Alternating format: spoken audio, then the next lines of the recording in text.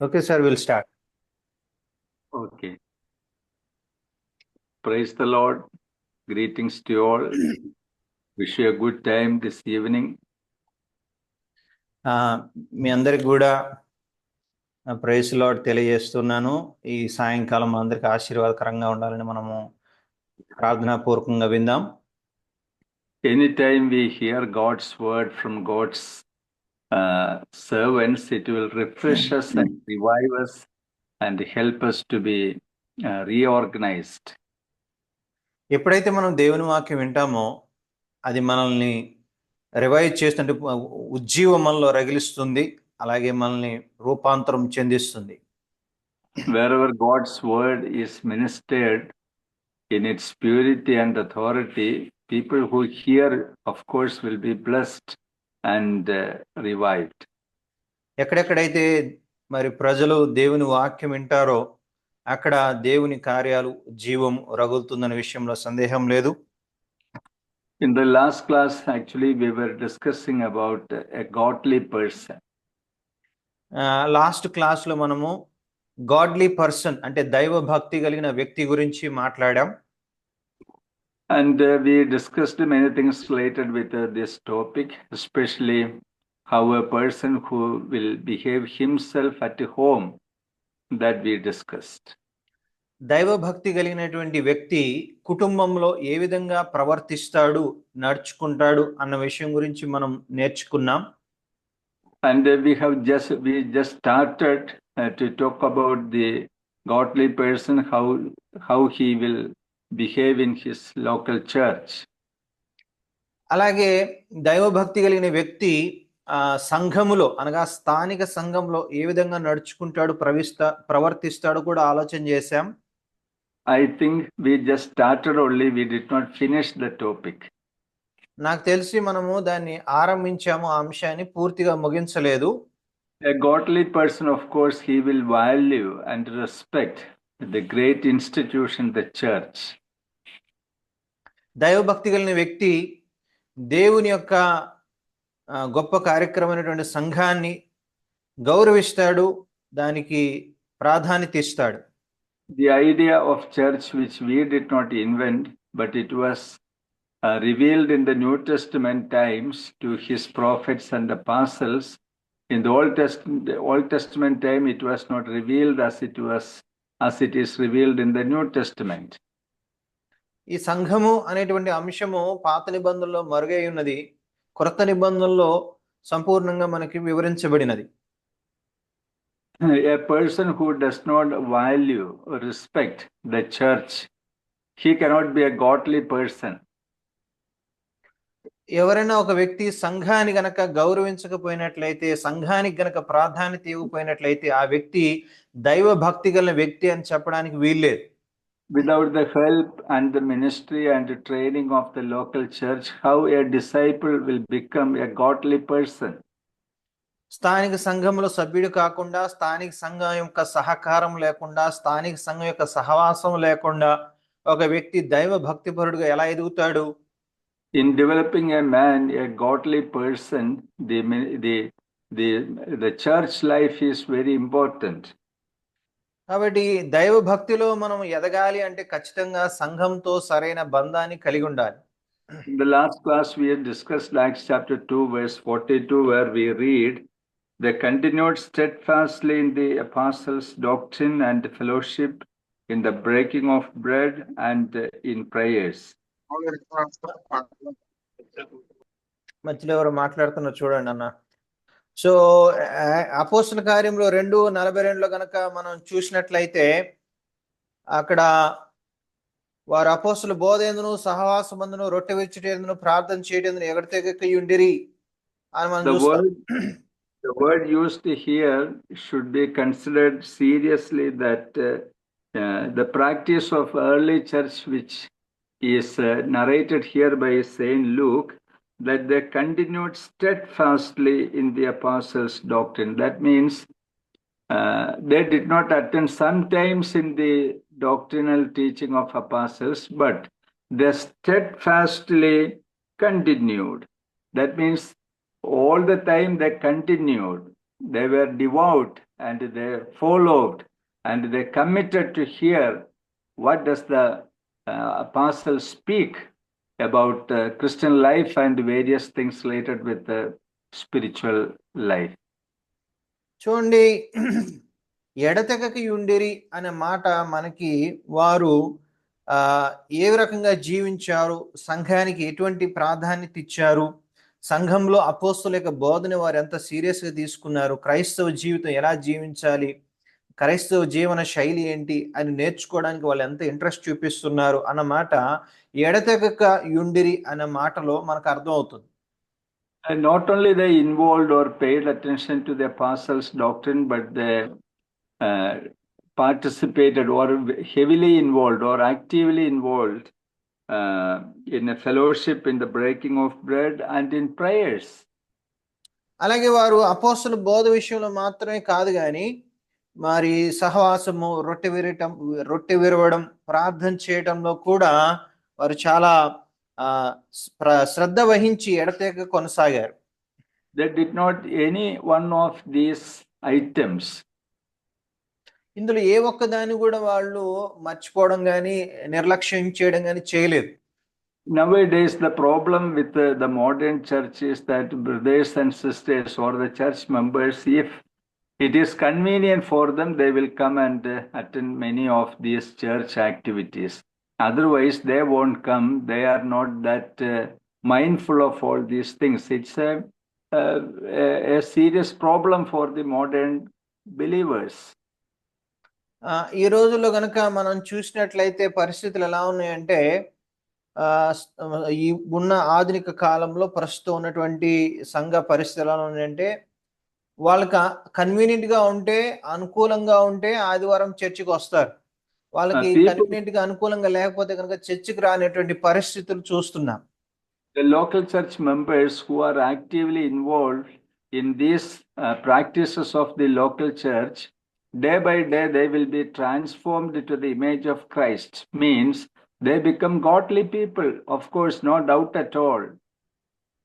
చూడండి, ఎవరైతే సంఘానికి ప్రాధాన్యత ఇచ్చి సంఘం కోసం మరి అన్నిటిని కూడా పక్కన పెట్టి సంఘంలో సంఘ జీవితానికి ప్రాధాన్యత ఇస్తూ దాన్ని సీరియస్గా తీసుకుని ఎవరైతే ముందుకు సాగుతారో వాళ్ళు ఖచ్చితంగా ఆ దైవ భక్తి ఎదగడం అనేది ఉంటుంది.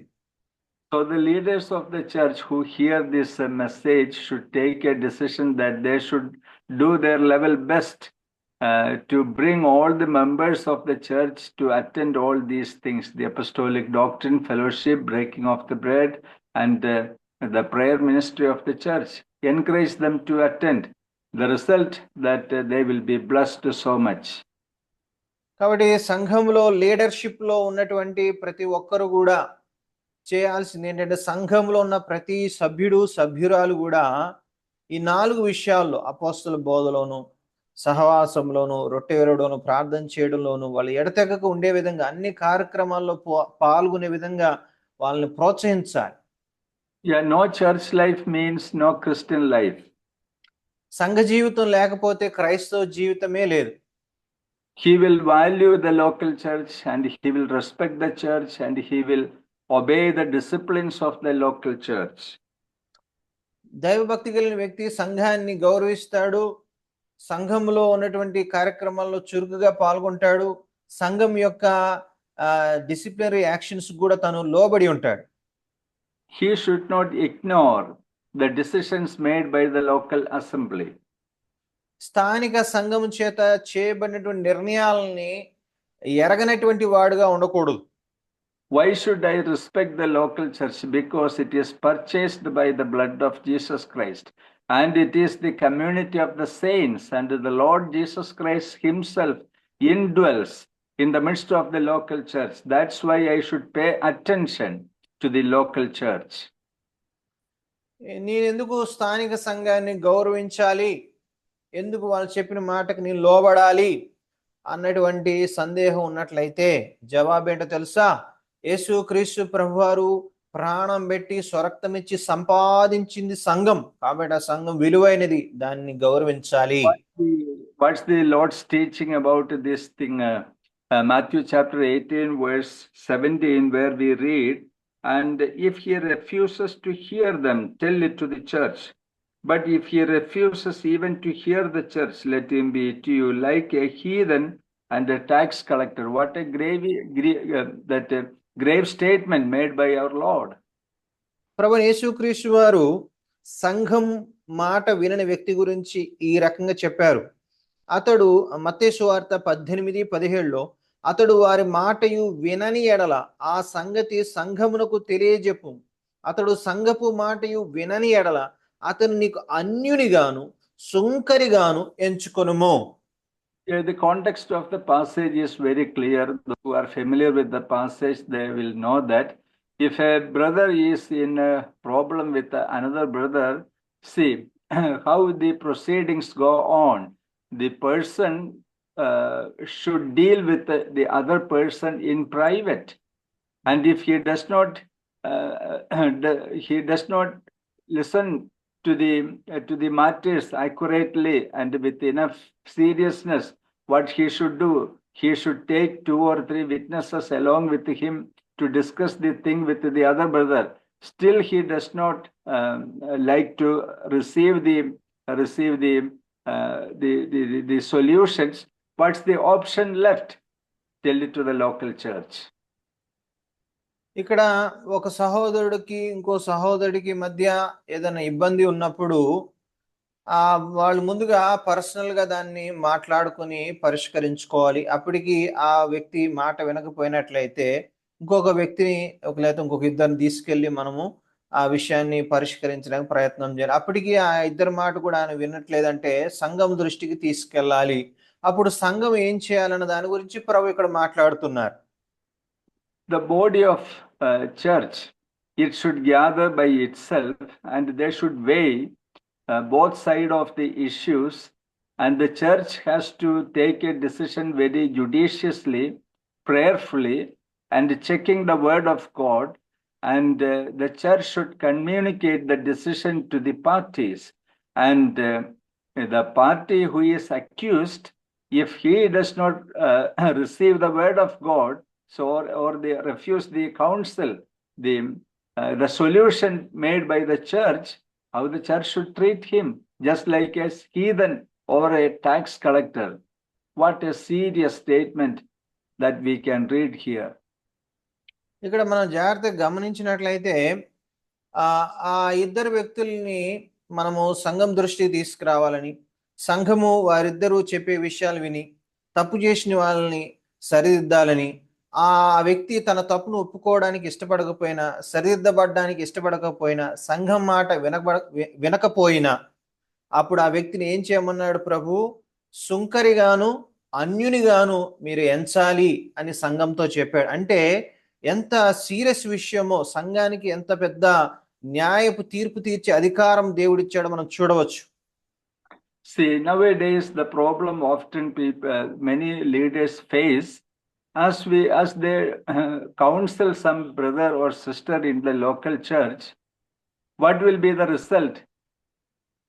He may not receive the counsel made by the elders or the leaders of the church, and they will often say that, who are you to intervene in my life?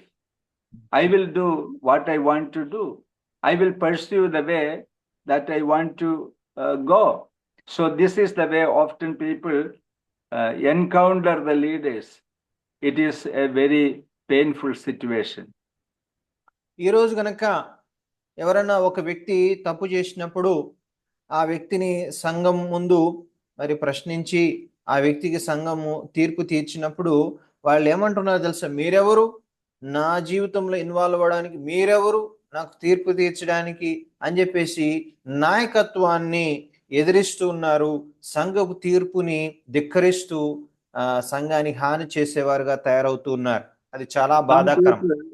Yes, some brothers and sisters often mistakenly think the way that the local body, what authority it does have in my life. They think that it does not have any authority, but how God views the local church, it is the authoritative body and it has its own authority. And if it takes a decision properly according to the word of God, according to the teachings of God's word, God will honor the decisions of the church. ఈ రోజుల్లో కొంతమంది తప్పుగా ఇలా అనుకుంటున్నారు. ఏంటంటే స్థానిక సంఘానికి నా మీద పెత్తనం చలాయించడానికి అధికారం ఎవరిచ్చారు, నన్ను ప్రశ్నించడానికి వాళ్ళెవరు, వాళ్ళు చెప్తే నేను వినాలా అనేటువంటి తిరుగుబాటు స్వభావంతో కొంతమంది ప్రవర్తిస్తూ ఉన్నారు. గుర్తుపెట్టుకోండి, సంఘానికి ప్రభువే అధికారం ఇచ్చినాడు. సంఘం చాలా విలువైందనే విషయాన్ని మరవకూడదు. The members of the local assembly should not refuse the counsels made by the local church. సంఘములో ఉన్నటువంటి సభ్యులు మరి సంఘము చేత తీసుకున్న నిర్ణయాలని తిరస్కరించకూడదు. If he refuses the counsels made by the church, the consequences will be high and costly. సంఘము చేసినటువంటి తీర్మానాలు కానీ, నిర్ణయాలు కానీ, తీర్పులను కానీ సంఘంలో ఉన్నటువంటి సభ్యులు తిరస్కరించినట్లయితే చాలా భయంకరమైనటువంటి పర్యవసానాలని వారు ఎదుర్కోవాల్సి వస్తుంది.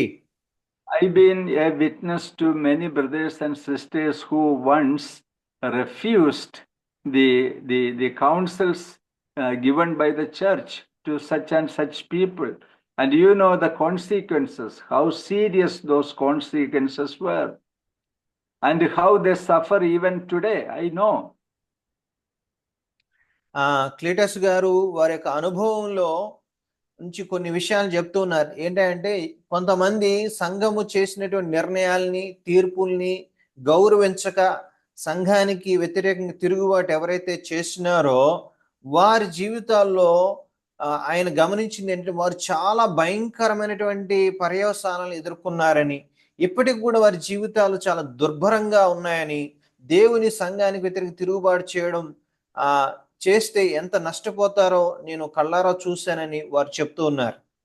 If a person goes against the church and its decisions, if a man does wrong against a local assembly, he of course will face many consequences because of those wrong decisions. When he could be when he can be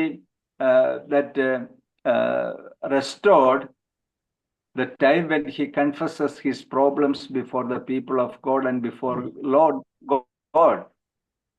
Without that, he will not be settled. His problems won't be solved.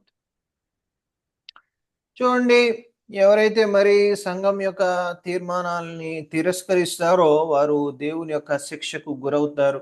మరి ఎవరైతే సంఘం యొక్క తీర్మానాలను గౌరవిస్తారో, వాటికి లోబడతారో, వాళ్ళు చేసిన తప్పును బట్టి పశ్చాత్తాపడి మారు మనసు పొంది దేవునితో సమాధానం, దేవుని సంఘంతో సమాధానం పడి ఆ యొక్క సంఘం యొక్క తీర్పుకు లోబడి సంఘ తీర్పును గౌరవించి వారు నమ్మకంగా ఉంటారో దేవుడు వాళ్ళని కరుణించి మరలా దీవిస్తారు. A godly person, of course, will revere the local church. He will love the local church. He will respect the local church. దైవ భక్తి కలిగిన వ్యక్తి ఖచ్చితంగా సంఘాన్ని గౌరవిస్తాడు, సంఘాన్ని ప్రేమిస్తాడు, సంఘ నిర్ణయాలని గౌరవిస్తాడు. Consider the life and the practices of Apostle Paul, how lovingly, graciously, with all reverence he dealt with each and every church, even when he corrected their mistakes. అపోస్తలుడైన పౌలు గారిని మనం చూసినట్లయితే ఆయన సంఘాల పట్ల ఎంత జాగ్రత్త కలిగి ఉన్నాడో, ఎవరైనా సంఘంలో ఏదైనా తప్పు చేసినప్పుడు వారిని ఎంత జాగ్రత్తగా ఆయన సరిచేయడానికి ప్రయత్నం చేశాడో మనం గమనించాలి. He did not behave arrogantly against the local church. స్థానిక సంఘాలకు వ్యతిరేకంగా ఆయన చాలా రెస్పెక్ట్ లేకుండా లేకపోతే గర్వంతో అరిచినట్లు కానీ, కేకలు వేసినట్టు కానీ, పిచ్చి పిచ్చిగా ప్రవర్తించినట్లు కానీ మనం చూడం. I would like to say you that the local church is having full freedom and authority to intervene or involve in the personal life of a church member in various areas. దయచేసి సహోదరుల జాగ్రత్తగా వినండి. ఒక important విషయం ఏంటంటే స్థానిక సంఘానికి దేవుడు అధికారం ఇచ్చాడు. ఏ విషయంలో అంటే ఆ సంఘంలోని సభ్యుల యొక్క వ్యక్తిగత జీవితాల్లో ఇన్వాల్వ్ అవ్వడానికి, వాళ్ళని సరిచేయడానికి, సరిదిద్దడానికి దేవుడు అధికారం ఇచ్చాడు అన్న విషయాన్ని ప్రతి ఒక్కరు గుర్తించాలి. Matters related with the baptism, marriage, then marriage issues, moral matters, financial matters. And in many areas, actually, the church is having freedom to intervene in the life of a Christian and gives him direction for his good and for the glory of Jesus Christ. చూడండి, ఒక వ్యక్తి యొక్క బాప్తిసం విషయంలోనూ, marriage విషయంలోనూ, తర్వాత నైతిక విలువల విషయంలోనూ, నైతిక జీవితానికి సంబంధించి, ఆర్థిక సంబంధించిన విషయాలు కావచ్చు, కుటుంబపరమైన విషయాలు కావచ్చు, అన్ని విషయాలు కూడా సంఘము ఇన్వాల్వ్ అవడానికి, సంఘము సరిదిద్దడానికి, సంఘానికి అధికారము, హక్కులు ఉన్నాయి. We don't have the freedom to live the life we want to live, but we have to live the life according to the teachings of God's word or in the will of the Lord. మనము మన ఇష్టానుసారంగా, మనకి తోచినట్లుగా, మనకి నచ్చినట్లుగా, మనం feel అయినట్లుగా జీవించడానికి వీలు లేదు. దేవుని సంఘములో మరి దేవుని మహింపరిచే విధంగా దేవుడు మనకి ఇస్తున్నటువంటి టీచింగ్స్ ని బట్టి మనము సక్రమంగా నడుచుకోవాల్సిన బాధ్యత మన మీద ఉన్నది. Yeah, some saints think this way that if I get time and if it is convenient for me, I will attend the Sunday church service, that's all, and I will give something to the as part of the offerings of the church, that's all. The church should not take any more interest in my personal lives. You should not ask me why you were absent on last Sunday or in the last Bible class. You should not ask me such questions. This is their freedom. Actually, they think of freedom. ఈ రోజుల్లో కొంతమంది సంఘంలో ఉన్నవారు ఎలా ఆలోచిస్తున్నారంటే, నాకు వీలుంటే, నాకు అవకాశం ఉంటే సండే చర్చికి వస్తా, నా దగ్గర ఏదైనా ఉంటే ఇవ్వాలనిపిస్తే ఇస్తా, అంతే తప్ప నన్ను ఖచ్చితంగా రావాలని మీరు అనటానికి వీల్లేదు, పోయిన ఆదివారం ఎందుకు రాలేదని నన్ను ప్రశ్నించడానికి వీల్లేదు, బైబిల్ స్టడీలో కూడా నన్ను అందరి ముందు నిలదీయడం అనేది నేను ఒప్పుకోను, ఇలాంటివి నాకు కుదరదు, మీరు అలాగ చేస్తే నా స్వేచ్ఛను హరిస్తున్నారు అని వాళ్ళు చెప్తున్నారు. At the same time, there should be a balance to be kept in these matters, that the church should not step in the area where the church is not authorized to deal something. అలాగే మనము balance ని కలిగి ఉండాలి. ఏంటంటే ఏ విషయాల్లో సంఘము involve అవ్వకూడదో ఆయా విషయాల్లో కూడా సంఘం ఇన్వాల్వ్ కాకుండా చూసుకోవాలి. Otherwise, the church may act as an autocrat. It should not do so. లేకపోతే సంఘము ఏకఛత్రాధిపత్యం లాగా ప్రవర్తించేటువంటి అవకాశం ఉన్నది. The church is having authority but does not have the sovereign authority. Believers have freedom but don't have freedom to do anything they want to do. చూడండి, సంఘానికి అధికారం ఉన్నది కానీ సార్వభౌమాధికారము లేదు. కాబట్టి విశ్వాసుల జీవితాల్లో వాళ్ళకి మేలుకరమైన విషయాలుగా మాత్రమే సంఘము చూడాలి. So the local, the godly person, he will be part of the local assembly and he will be obedient to the directions of the church. ఒక వ్యక్తి మరి స్థానిక సంఘంలో సభ్యుడైనప్పుడు తన జీవితంలో ఉన్నటువంటి అనేక విషయాల్లో మార్గదర్శకత్వం కోసం సంఘం యొక్క నిర్దేశాలని అనుసరించాల్సిన అవసరత ఉన్నది. He will not miss the church activities. తను సంఘంలో ఉన్న ప్రోగ్రామ్స్ కానీ యాక్టివిటీస్ ని కానీ మిస్ కాకూడదు. Especially he will be interested and more actively involved in the area of evangelism. తను ముఖ్యంగా సువార్త పరిచర్యలో చాలా చక్కగా పాల్గొనాల్సిన అవసరత సంఘ సభ్యులకు ఉన్నది. See, we people are called to preach the gospel message. మనల్ని ప్రభు సువార్త ప్రకటించుటకు పిలిచి ఉన్నారు. We should be the announcers of the glad tidings to the people who are not saved yet. ఇంకా రక్షణ పొందినటువంటి వారికి దేవుని శుభ సందేశాన్ని ప్రకటించుటకు మనం పిలువబడ్డాం. A good number of brothers and sisters who are not involved in the area of evangelism, they simply forgot it. ఎవరైతే మరి దేవుని యొక్క సువార్తకు ప్రాధాన్యత ఇవ్వరో వారి యొక్క సత్యాన్ని విస్మరించినట్లుగా మనం అర్థం చేసుకోవాలి. If a church is having 30 members and if they regularly share gospel all through the year, you know what will be the result. The result will be tremendous and amazing. ఉదాహరణకు ఒక సంఘంలో 30 మంది సభ్యులే ఉన్నారనుకుందాం. ఆ 30 మంది సభ్యులు కూడా సువార్త విషయంలో సీరియస్ గా ఉంటూ అనుదినము సువార్త ప్రకటించినట్లయితే ఒక సంవత్సరంలో ఎంత అద్భుతమైన సువార్త పరిచర్య జరుగుతుందో ఆలోచించండి. Yeah, why many churches are not growing? Simply because they are not obeying the Great Commission, that preaching the gospel. ఎందుకు అనేక సంఘాలు ఎదగట్లేదు, అభివృద్ధి చెందట్లేదంటే ఈ గ్రేట్ కమిషన్, ఆ గొప్ప ఆదేశాన్ని అనేక మంది నిర్లక్ష్యంగా దాని పట్ల నడుచుకుంటున్నారు. And as we started to share gospel, what will happen? The light of the Lord will shine forth in the hearts of many people. మనం సువార్త ప్రకటించినప్పుడు ఏం జరుగుతుంది? దేవుని యొక్క యొక్క వెలుగు, ప్రకాశం అనేది వాళ్ళ హృదయంలో కలుగుతుంది.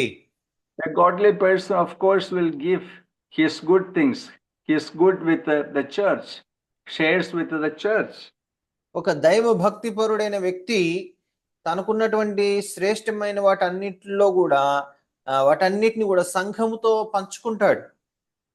He will give to the church. సంఘానికి ఇచ్చేవాడుగా ఉంటాడు. All 6 days God blessed him to acquire money for him and for his family, and on the first day of the week it is his duty, as part of his gratefulness to the Lord, give to the Lord, give to the church. 6 రోజులు తను చాలా కష్టపడి పనిచేసుకుంటాడు, సంపాదించుకుంటాడు నిజాయితీగా. అలాగే మొదటి రోజున అనగా వారానికి మొదటి రోజు ఆదివారం నాడు దేవుని సంఘానికి వెళ్ళి దేవుడు తనకిచ్చినటువంటి సంపాదన అంతటిలోంచి దేవునికి ఇవ్వాల్సిన వంతు ఇచ్చి దేవుణ్ణి ఘనపరిచేవాడుగా ఉంటాడు. In 2 Corinthians chapter 8, I think, remember, we read this way that the Lord loves the cheerful giver. మనం చూసినటువంటి 2 కొరింథీ 8వ అధ్యాయం అనుకుంటాను, అక్కడ ఏముంటుందంటే ఉత్సాహముగా ఇచ్చేవాడిని దేవుడు ప్రేమిస్తాడు అన్న విషయాన్ని మనం చూస్తాం. This is a rare usage in the New Testament. The Lord loves the cheerful giver. ఈ కొత్త నిబంధనలో చాలా అరుదుగా కనబడేటువంటి విషయం ఏంటంటే ఉత్సాహంగా ఇచ్చేవాడిని దేవుడు ప్రేమించును అని. He will not think this way, that the time comes to give, I am trapped. It is very sad to give. That may not be his attitude, but he will rejoice in giving to the Lord and to the church. అయ్యో నేను ఇప్పుడు ఇరుక్కుపోయానే, ఇప్పుడు కానుక లేకపోతే బాగోదే అనేటువంటి ఆలోచనతో తను ఉండడు, కానీ ప్రభుకి ఇవ్వడం తనకి సంతోషం. ప్రభుని నేను ప్రేమిస్తున్నాను అన్నదానికి ఇది ఒక గుర్తు అని సంతోషంతో దేవుడికి ఇస్తాడు. His giving shall be very systematic. అలాగే తను దేవుడికి ఇచ్చే విషయంలో కూడా చాలా క్రమశిక్షణతో దేవుడికి ఇస్తాడు. Some brothers, they give not regularly, not systematically. కొంతమంది ఉన్నారు, వారు దేవునికి ఇచ్చేటప్పుడు సిస్టమాటిక్ గా ఒక క్రమ పద్ధతిలో ఇవ్వరు. There is a timetable, there is a schedule for giving to the Lord. మరి దేవునికి ఇచ్చే విషయంలో ఒక షెడ్యూల్ గా ఉంటుంది, ఒక సమయం ఉంటుంది, ఒక ప్రణాళిక ఉంటుంది. 1 Corinthians chapter 6 verse 16 verse 2, where we read, on the first day of the week let each one of you lay something aside, storing up as he may prosper, that there be no collections when I come. మనం చూసినట్లయితే 1 కొరింథీ 16వ అధ్యాయంలో ఇలా అంటాడు, 1వ వచనంలో, పరిశుద్ధుల కొరకైన చందా విషయం అయితే నేను గలతీయ సంఘములకు నియమించిన ప్రకారం మీరు చేయండి. నేను వచ్చినప్పుడు చందా పోగు చేయకుండా ప్రతి ఆదివారం మీలో ప్రతి వాడును తాను వర్ధిల్లిన కొలది తన యొద్ద కొంత సొమ్ము నిల్వ చేయవలెను. A godly person will give to the Lord regularly and systematically. ఇక్కడ మనం చూసినట్లయితే దైవ భక్తి కలిగిన వ్యక్తి దేవునికి రెగ్యులర్ గా ఇస్తాడు, క్రమ పద్ధతిలో ఇస్తాడు. A good number of saints had to say that they don't have any regularity or any intention to give to the Lord faithfully.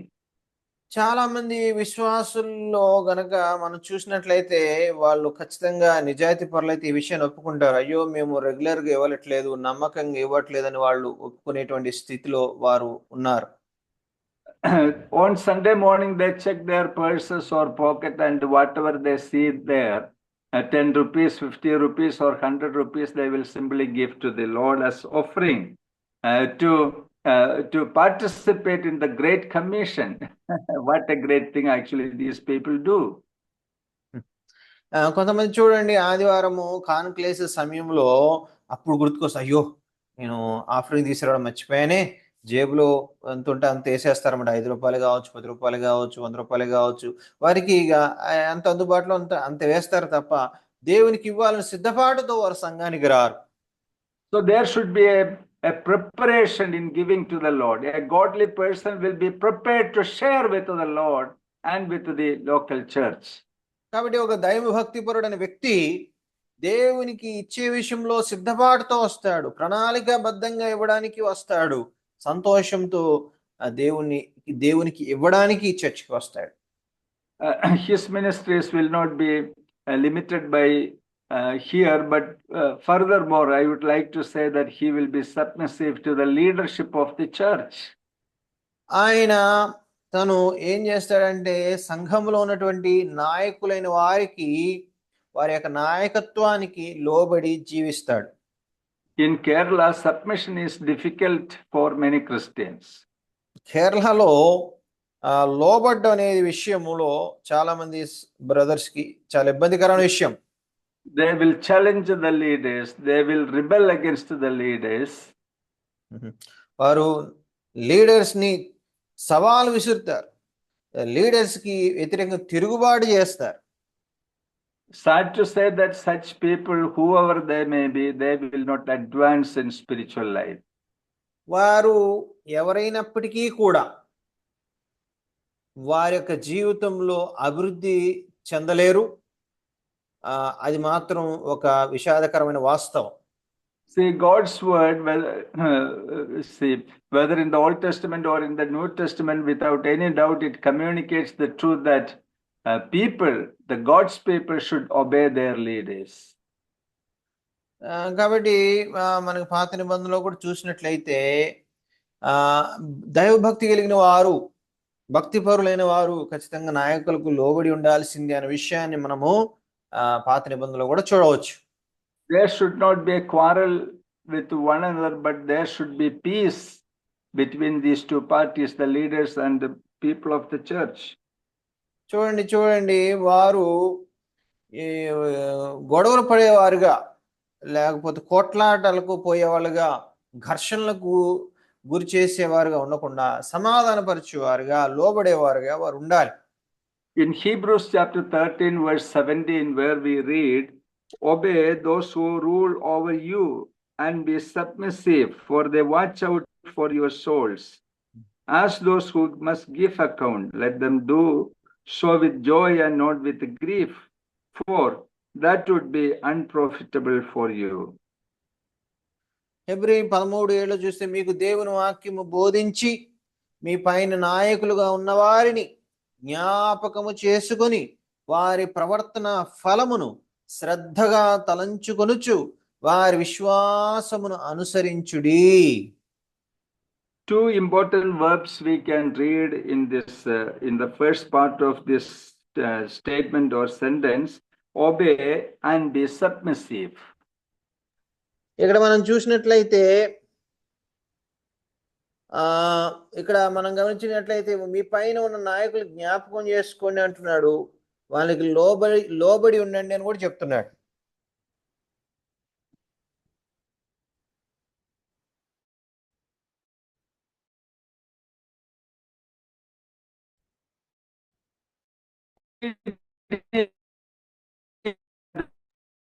Submission is a believer. Submission, it is voluntary from the part of a believer. చూడండి, లోబట్టం అనేది ఒక విశ్వాసికి సంబంధించినటువంటి బాధ్యత అనే విషయాన్ని మనము గమనించాలి. It is not enforced by some outside pressure. ఇది బయట నుంచి ఎవరో బలవంతం చేస్తే లోబట్టం కాదు. So the members of the local church should obey and be submissive to the elders or the leaders of the local assembly. కాబట్టి సంఘంలో ఉన్నటువంటి లీడర్స్ అయినటువంటి పెద్దలైన వారికి ఆ సంఘంలో ఉన్న సభ్యులు లోబడి ఉండాలి. They should not rebel against the leaders of the church. సంఘ నాయకులకు వ్యతిరేకంగా తిరుగుబాటు చేయకూడదు. I will not say that the members of the church should act as slaves of the leaders. సంఘంలో ఉన్న సభ్యులు నాయకులకు బానిసలుగా పనిచేయాల్సిన అవసరం లేదు.